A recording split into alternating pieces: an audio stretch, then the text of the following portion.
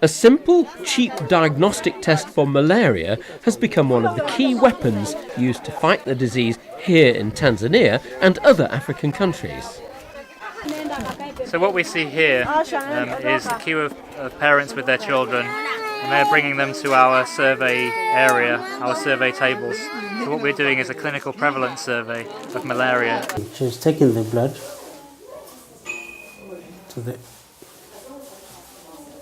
after introduction to the patient, she's taking the blood.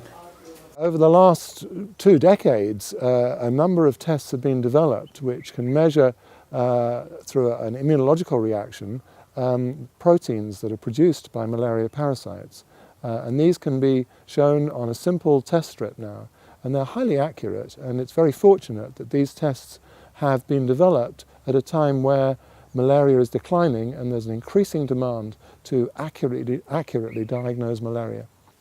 This will benefit people because we'll be having the proper diagnosis for the problem they're having, and therefore they get proper treatment.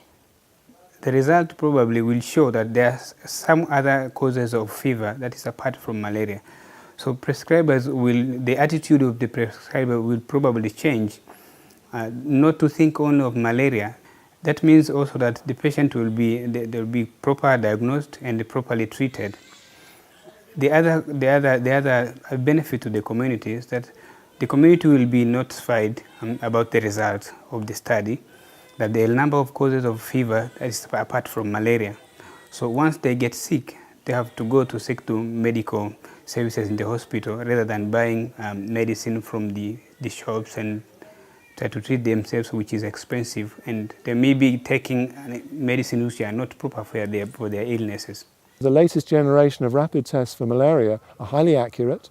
They transport well, they store well, they have a shelf life of up to 2 years, and they can be used by the most basic staff in really quite remote conditions where there's no electricity.